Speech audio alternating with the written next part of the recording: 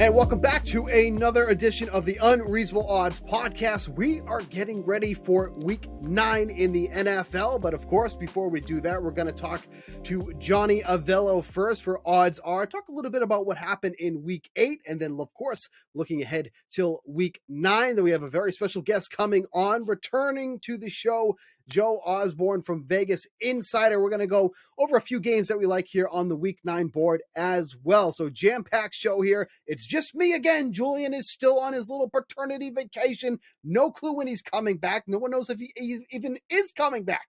We will find out soon enough, though. But until we get that information, let's talk to Johnny Avello with Odds Are.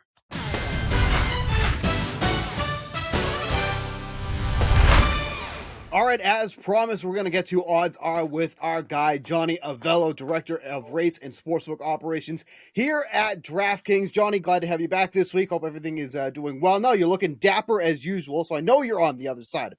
So we're all good with that. But of course, we're going to get to some questions here, kind of recapping week 8 a little bit and then looking a little bit ahead to week 9. Let's go and start here with week 8. Looks as if it was one of the better weeks this season for the public, who has really been getting slaughtered, I guess would be, for lack of a better term, during this NFL season thus far. What were some of the biggest winners for the public this past Sunday? You're correct, Steve. They did do much better this week. They took the points that we were offering with the 49ers. There were a couple, like 2.5 down to 1. That got there quite easily. They were also on Miami at Tennessee, laying the 3 and the 3.5, where they won by 4. So if you laid 4, you didn't get there, but that was very late before the games just started. Titans at Texans also were a popular choice, as well as the Cowboys at home versus the Bears. And they also took a piece of that Bronco team in London over the Jags, the first game of the day. I'm glad you brought up the Titans here, because I got to bring up this thing with Derrick Henry, who's now gone over 200 rushing yards for the 4th straight game against this Texans run defense, if you even want to call it that. Over that span now, he's logged 892 rushing yards and 2 touchdowns in that game there. When you look at this here, how do you handle props for someone like Henry here? Because you know the public is going to be going way over on this one here. I think it opened up at like 98.5, and I'm just thinking, oh boy, they're about to get annihilated on this prop here. It went up, a ton of points after that. How do you even handle something like this? And is that just one of those situations where you're like, you know what, we just got to set it as it is, but there's very likely we're going to be losing a bunch on this prop? Man, he certainly set some numbers against that team. It's incredible. Yeah, we set the highest it's been, the 98. We went up, we were at 104 yards. And then you also had to lay a tremendous amount of juice, 145. Yep. But that certainly didn't slow the bettors down. Right. We just put up a fair number that we believe the number should be, not a ridiculous number, and just let the chips fall. Yeah. Yeah, I mean, I truly feel like I don't even know like if there was a number where I would have really even considered fading him at this point, just because of how bad that run defense has been and how good Henry has been against this team. And obviously he proved once again that he was able to hit the over for the bettors there. Let's look ahead to week 9 here. Eagles playing here on Thursday Night Football against that Texans team. Last week, they were 9-point favorites, and since then, as I look at this now, they are 14-point favorites against this Texans team. Do you think this is going to continue to move as we approach kickoff coming up tomorrow?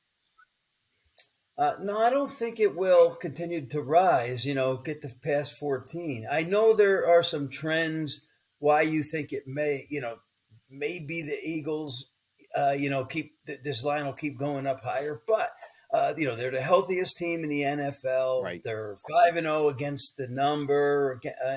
They're 6-1, I think, against the spread in their last 7 Thursday night football games. I mean, all positive information and trends that you would think it go that way, but that's really a huge number. Right. I know Davis Mills isn't looking that good.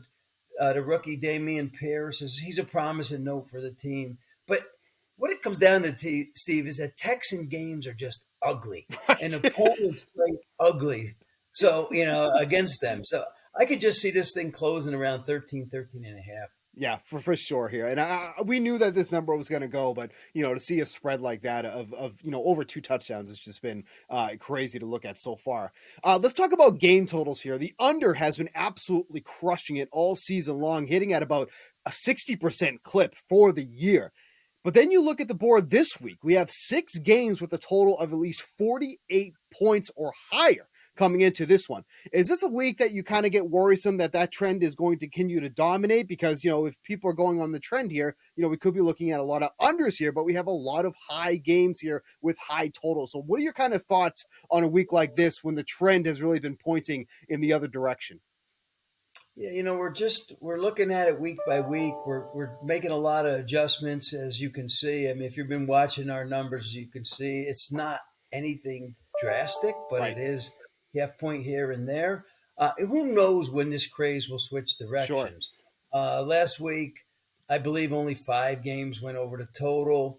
This week, there's certainly a few games which I think will be played over. The Dolphins, Bears, Dolphins at the Bears, the Packers, Lions, Raiders, Jags, Chargers, Falcons, Seahawks, Cards, probably the Monday night game, Ravens, Saints. I think all those games should be playable on the over, but we'll see how many of them get there again. But, as bookmakers, all we can do is adjust. We are not out there suiting up. Right. No doubt. So we're about halfway through the season already at this point, which is just amazing to think about how quickly this is going by. Do you have a team that you know of offhand that's been most profitable for the book, and then one team that's been most profitable for the public thus far? Yeah, I'll give you a few. Philly's been great for the bettors. Sure. As well as the Bills. Jets and Giants are played on the money line almost every week, so they've been profitable for the players. I think Falcons, Seahawks, and Tennessee all have been. For the house, probably been the Colts. They've been disappointing, and they seem to take money every week. Packers take money every week. Raiders haven't played well. Jags. Bucks are another one. Oh. I mean, the Bucks have every week. We know they're one of the top betting games and top bet teams, and they don't get there. And the Raiders and Chiefs have also been good for the house. And then as we close out here, are there any teams you expect to see some more heavy money come in as the week progresses here? We're recording this on Wednesday, so still a few days to get into this here, but really I think the money starts coming in after that Thursday night game. Any team you're kind of eyeing here as we get to closer to kickoff on Sunday? Yeah, I would assume that the Dolphins at the Bears will continue to take money. People are high on the Dolphins right now, especially that money line. Packers at the Lions, the bettors are waiting for this team to start their ignition. I don't know when that's going to be. Bucks laying the short number at home versus the Rams will most likely make it to 3, be one of the top betting games again. And then the Chiefs are coming off a bye at home. Now they're laying a big number against the Titans, 12.5, but that'll probably find its way to 13. No doubt. All right, that was going to do it here for Odds Are with Johnny Avello. We're going to get to Joe Osborne in just a minute here. Go over the Week 9 boards. Stay tuned for that. All right, welcome back to Unreasonable Odds here. Steve Buchanan, of course, joined by a guest here, Joe Osborne from Vegas Insider, baby. Doing some daily videos over with them, chasing that paper. Love that name.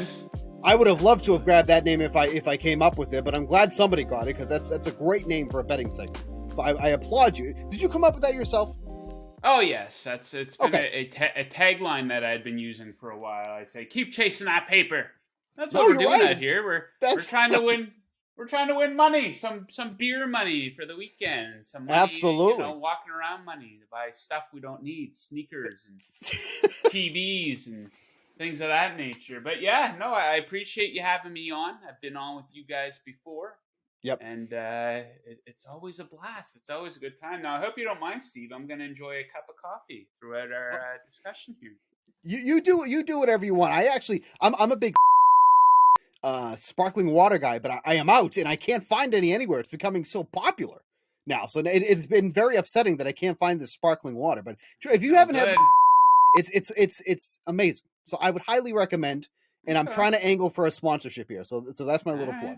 Right. So we'll get there. But Joe, we're going to talk about the Week 9 board here a little bit. Just want to start off with this Thursday game because let's be honest, this is probably going to be very one-sided. spread is indicated that the Eagles are 14-point favorites on DraftKings Sportsbook. Once upon a time, this was 9 points for the Eagles, so you missed the boat on that if you're looking to get under a double-digit spread for the Eagles.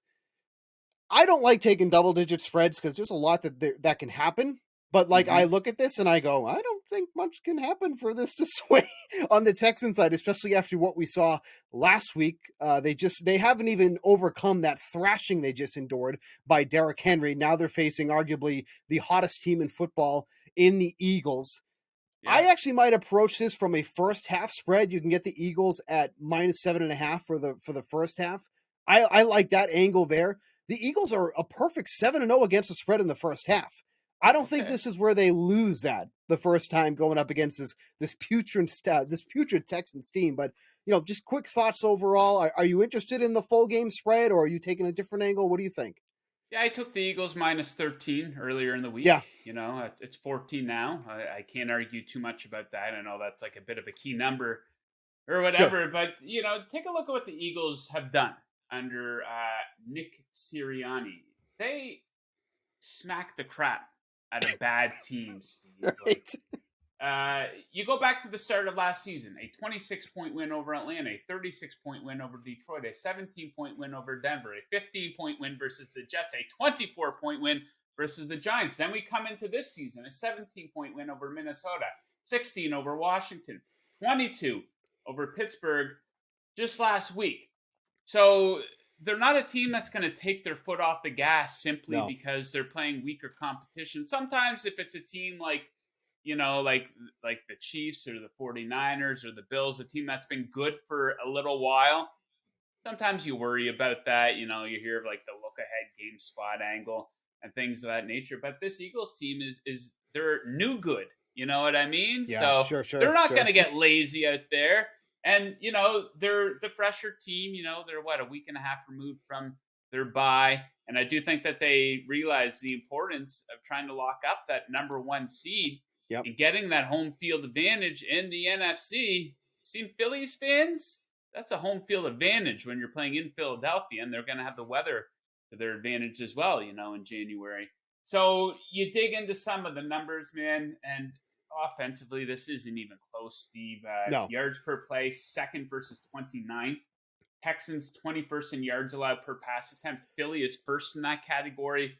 Offensively, Texans allowing the fourth most pressure. Philly top 8 of both sacks and pressure generated. I could list off 100 more data points to back this side. I'm not scared of the big number in this case. So, give me the Eagles to absolutely keep rolling. Thursday night football. This is I think we got away from the really bad Thursday night football for maybe a season or two. But now it's come back, and I absolutely love it. I remember those classic Thursday night football games, the color rush between the Jags. Yes. And it was Blake Bortles starting against the Texans or the Titans, whoever they happen to have playing quarterback for them that week. I love it. I love bad Thursday night football. Give it to me, Steve. And I hope we see the Eagles win this one 35-0.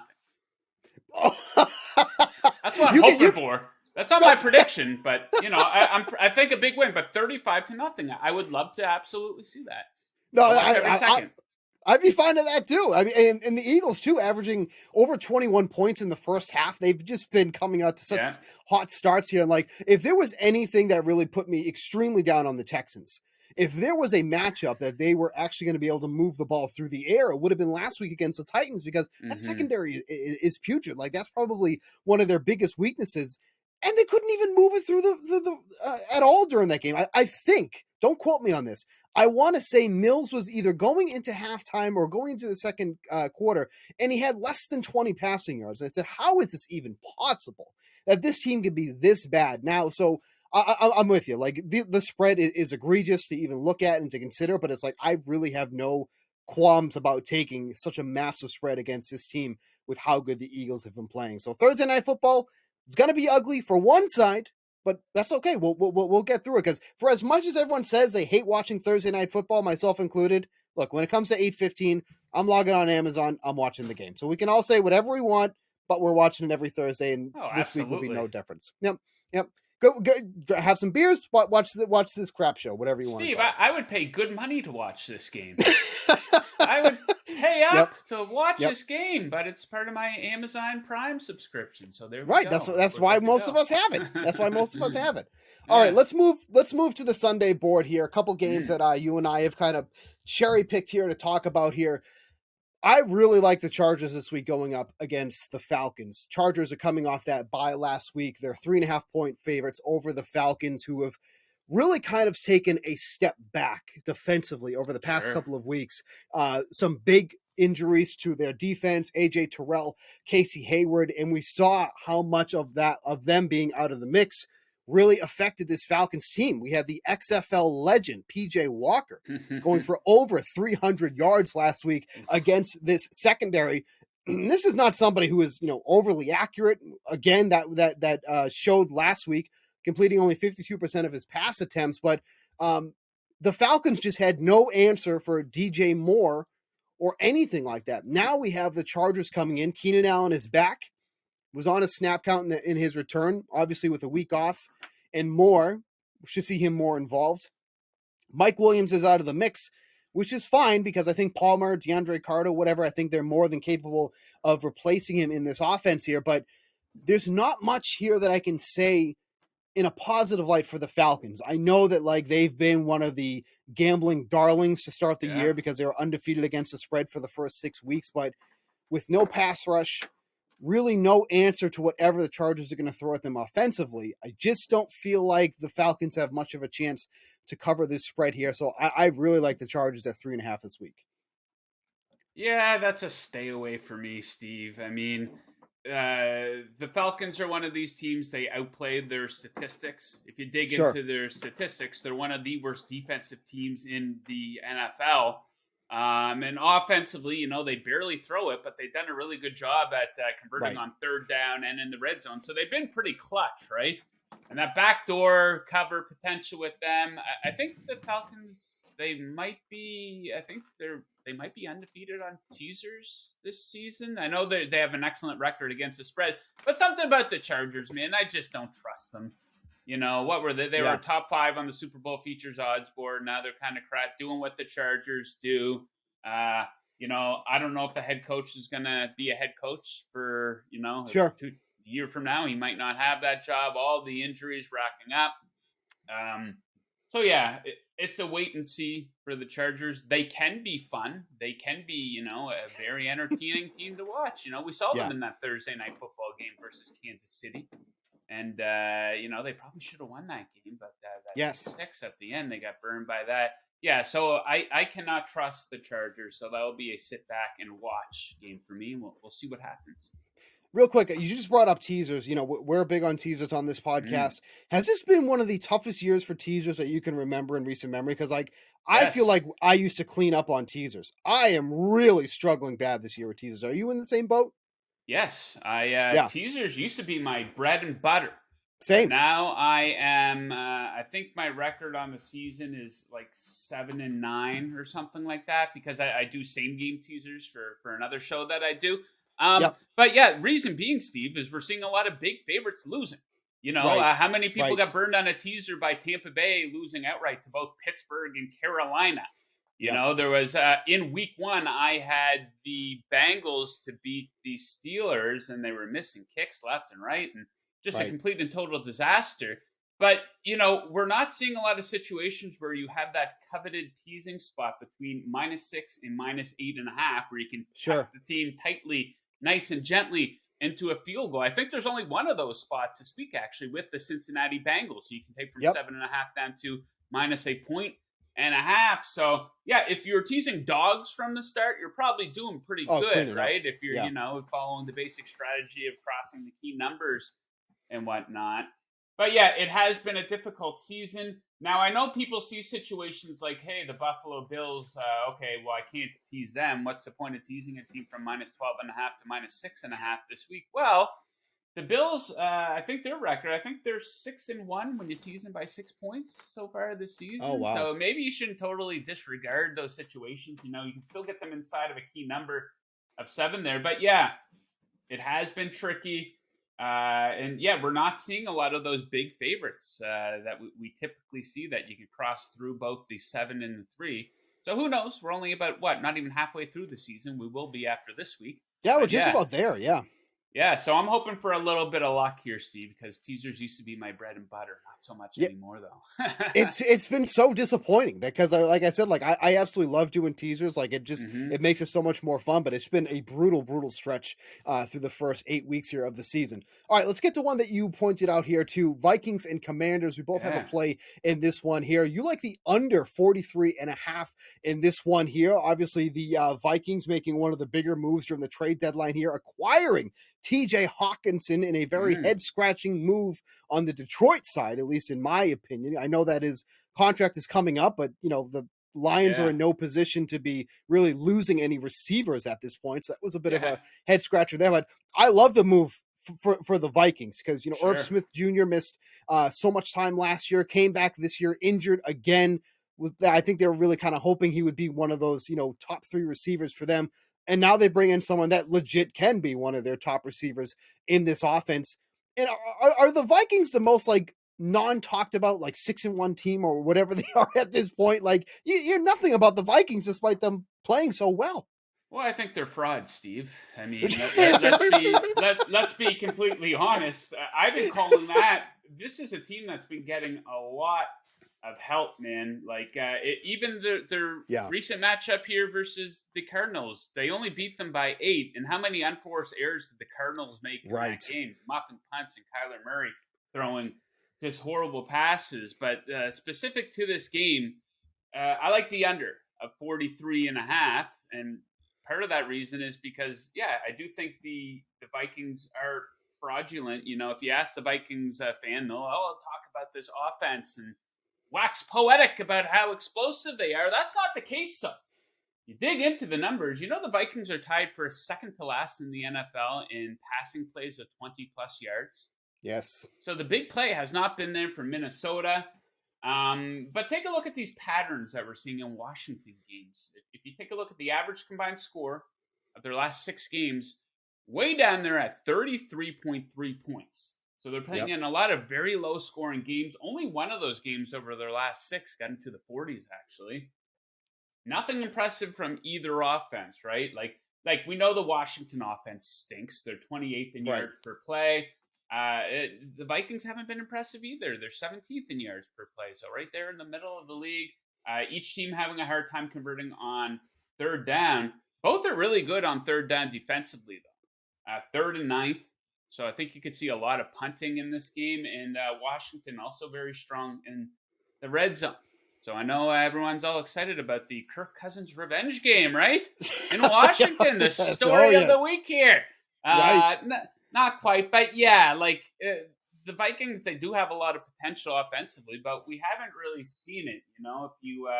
If you dig into their games, they're not really winning big. A lot of one-score game wins, which is the opposite of last year. Last year, they weren't as bad as their record indicated. This year, I don't think they're as good as their record indicates. I think they only played the one good team at Philadelphia back Monday Night Football. I think it was week 2. We saw what happened there. They got absolutely destroyed. So, I'll take the under in that game. No, I think it's a fair point too. I still like the Vikings to cover this week. I think that they are the better team up against the Commanders. Although to be fair, the Commanders probably have their better quarterback on the team. Oh, I agree. Playing with Taylor Heineke. I don't know why this guy keeps kind of getting pushed to the side, because every time he is playing and he feels like and looks like he's the better quarterback on that roster. What he's done for Terry McLaurin over the past couple weeks has been massive, because McLaurin has really been pretty quiet to start the year. He's had a couple of decent games, but over the past couple of weeks, over 100 receiving yards, he's been getting a ton of targets, and that's where the Commanders start to finally get it moving, it feels like. But I do feel like offensively, I don't think these teams are even close. And that's why I do like the Vikings on this side. Like I said, I love the acquisition of TJ Hawkinson, because I think that's been a big spot that the Vikings have really been kind of missing out for. Because, remember a couple of years ago when Rudolph or whatever was on the team, that was a tight end position. The tight end position was something that the Vikings utilized plenty. Now that they have Hawkinson, I think that's going to make a big difference for them, especially in the red zone where they have been struggling a bit if it hasn't been Dalvin Cook. So, Is it going to be a drastic change this week with Hawkinson coming into the mix? Maybe not yet, but I do like the additional red zone threat that they're going to bring against this Commanders team that's been struggling to get downfield, struggling to score. So if this one does come down a bit at 3, obviously that's where you want to take it here, but I do like the Vikings to cover this week against the Commanders. That's kind of one of my other plays that I have thus far. Speaking of that Lions team, let's move over to Packers and Lions. I know you like the over in this game. I have been wrestling with this one really since I started looking at the board here, because when you look at these two teams, Detroit has obviously been a plethora of points on both sides of the ball, right? Mm-hmm. Scoring and defensively what they're allowing. Yeah. But now we have a very offensive-starved Packers team who, once again, disappointed. Aaron Rodgers did nothing to bring him any type of weapons. Supposedly they did check in on Jerry Jeudy, and the price was nice checked in. Yeah. That's what it is. They always check in. It's wonderful. They do their due diligence. Hey, we checked in, but we just couldn't get a deal done. Whatever. So there is nothing to say about the Packers here. But you do like the over in this one at 49.5. So what is your rationale here for liking the over in this one? Because, again, on paper, it's like, okay, yeah, I can see the over here. But if you've watched any of these Packers games, maybe you're kind of a little nervous about taking the over in this one. Yeah, this thing, it has everything to do with the Lions on both sides of the football. Sure. You take a look at their home games this season. All of them have easily gotten into the 50s. Average combined score in their 4 home games, 71.75. Wow. Carson Wentz went in there and lit it up. Yep. And you take a look at the stats here, 4th versus 15th in yards per play for Detroit, which is kind of surprising that Detroit's that high. Maybe some people would be surprised that Green Bay is, right in the middle of the league. So maybe not as bad as everyone thinks. Yep. Both have been pretty decent in the red zone. But yeah, if ever there was a breakout game for the Green Bay offense, this is it. Like, check out this defense. Detroit, it's the worst defense in the league. Like, there's no question about it. Last in yards per play allowed. Last in opponent third down conversion percentage. Awful against the run. Awful against the pass. There's that familiarity there with Aaron Rodgers, if that counts for anything. This team's been embarrassed enough, Steve. They want to lose to the Lions, so I think they show up. I do think that the Packers' defense is overrated. I said that going into the season. The Packers fan is great at not pretending like that there's issues with the team. They trade Devontae Adams and do absolutely nothing to replace him. And the Packers fans, well, we got a top 5 defense in the NFL, so we're good.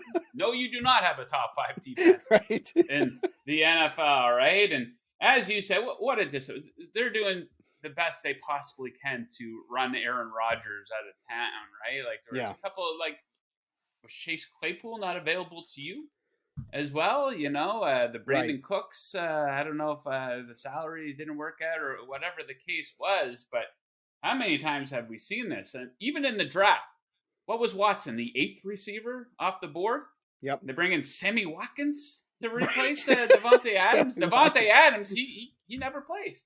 So, yeah, the Packers, I was very low on them coming into the season. So, needless to say, I'm happy at what the results we've seen so far. But I do think that the offense can kind of snap out of it. And don't be surprised to see them drop, 28, 30 points in this one. And just real quickly, too, is there anything like in the late afternoon that you like? We got Seahawks Cardinals going. We got Rams and Bucks. I mean, 2 teams that have just I don't even understand what's happening with both of those teams there. Not a big afternoon slate here, but anything in those 2 games that you're kind of eyeing or taking a look at? Oh, Seattle +2 versus the Cardinals. The wrong team is favored here. So, I'm with you. You dig into the numbers. Seattle 5th in yards per play, Arizona 30th. Now, I know they got Hopkins back, and they are better with Hopkins. But the Seattle defense, they're coming around. You look at their last 3 games, 2nd in yards per play allowed, 5th on third down defense, 4th in yards allowed per pass attempt. 2 of their 3 losses, they're keeping things relatively close. The Cardinals shouldn't be favored. You take a look at their wins this season. You want to give them a big pat on the back for beating Matt Rule and the Panthers. Hey, congratulations, guys. But, their other 2 wins, 2 pick sixes from Andy Dalton, and they only won that game by 8. And then they needed that miraculous comeback versus the Raiders. And, good for them for making the comeback and not giving up. But we know what the Raiders are at this point, right? So, the Cardinals aren't a good team. The wheels haven't completely fallen off. We saw some signs of life from them. Yeah, we saw some signs of life in that Thursday night football game where they needed some help from Andy Dalton, of course. But, Seahawks +2. So impressed by the Seahawks. Now, I'm coming out here telling you, hey, I was down on the Packers, and I was right about that and giving myself a pat on the back. But I predicted that the Seahawks would have the fewest amount of wins in the NFL this season. That's not working out for me. Sure. But they're a likable team, very likable team. So, I hope that they will continue to roll and win that game outright. Yeah, so we're going to move to our best bets here for, whatever bet you like here. And my best bet was going to be Seattle at +2, really for a lot of the things that you said. Like, I'm surprised that the Cardinals are favored at this point from what we've seen. Like you mentioned, the re-addition, I should say, of DeAndre Hopkins has been huge for Kyler Murray because, like, over, double-digit targets in the games that we've seen him with already, that's going to be his go-to guy. But the Seahawks just continue to roll week in and week out. Like, we kept kind of saying, like, oh, here's, when is Geno Smith? When are we going to see the real Geno Smith? When's he going to start regressing to the guy that we've, come to know? I don't think that's happening anymore. I don't think that that's coming. This actually might be the guy at this rate. Like, what we've been seeing, I think this is actually the guy that we're going to see. And, coming into the season, down on Lockett, down on Metcalf, bet the unders on their future.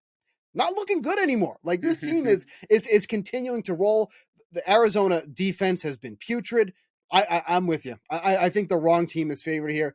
Loved getting this number here at +2. And so I think Seahawks +2 is my best bet for this week. What do you got? Steve, speaking of Geno, just to touch on that really quickly, I'm a big proponent that too many young quarterbacks are set up to fail in the NFL. Sure. You're surrounding them with an awful offensive line, horrible weapons, and not giving them enough time to develop. Look at Tua this season. Yes. I thought that was the most short-sighted opinion of any quarterback. Oh, he's a bust. He sucks. And it's like, well, see, his offensive line sucks. He's not a whole lot of guys to throw to. The offensive coaching staff, it's a revolving door every year. Now they surround him with a little bit of support, and he's one of the best quarterbacks in the league all of a sudden. Big shock. And same thing with Geno, his time with the Jets and the Giants and bounced around. Now he's getting a little bit of support, and he's showing up, right? So these guys need help. So, we are aligned on the Seahawks. I'll go to Sunday Night Football. We have the Titans and the Chiefs. Total of 46.5. I'm going to take the under on that one. Sure. Now, that's always a bit of a concern, taking an under in a Chiefs game, because they might score 50 points themselves in this game.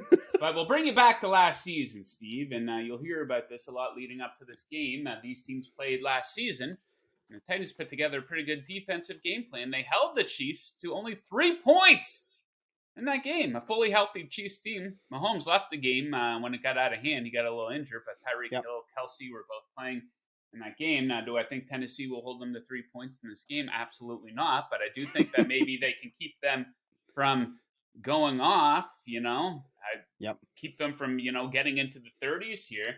And this Tennessee defense, they're coming in strong. You dig into their stats, 5th in yards allowed per play over their last 3. They're number 1 in third down defense, and they do a pretty good job of pressuring the quarterback as well. But the problem for Tennessee, Steve, comes on the other side of the football. Offensively, they're brutal. Yeah. Talk about frauds. They're in first place with a negative point differential. You know what I mean? So that whole division, give me a break. That whole division. Yeah. I mean, they have no big playability whatsoever. They run the ball a lot, obviously, with Derrick Henry. What's it do when you run the ball? It sucks up the clock, right? That clock's going to be running. And guess what the strength of the Kansas City defense is? They're pretty good. They're 7th in yards allowed per rush attempt. And the Titans' offensive line absolutely sucks too. They allow a lot of pressure, so it could be a good game for Kansas City to feast. And they very well might win this game 30-10. And that would go under the 46.5 easily. So I kind of hope it is Malik Willis at quarterback. He wasn't very good at throwing it last week, was he? Yeah. I think that's a good look for Sunday night.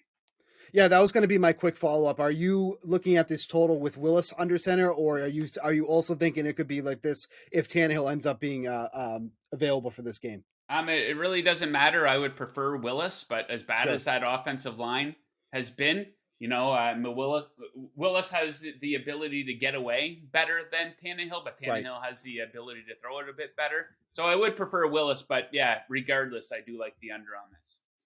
All right, so we got under 46.5 there for Joe in that Titans-Chiefs game. I'm going with Seattle +2, wrong team favorite. That's where we're going to go with our favorite bets here for Week 9. Joe, as always, man, thank you so much for coming on the show. Joe Osborne, Vegas Insider is where you can find him. You can also find him on Twitter. JTFOZ is how you find him on the old Twitter machine. Hopefully, in the next coming weeks, we're all still on Twitter because who knows what's going to happen with the madness that's going on with Twitter right now. All this controversy. And how would you feel if you got stripped of your check mark, by the way?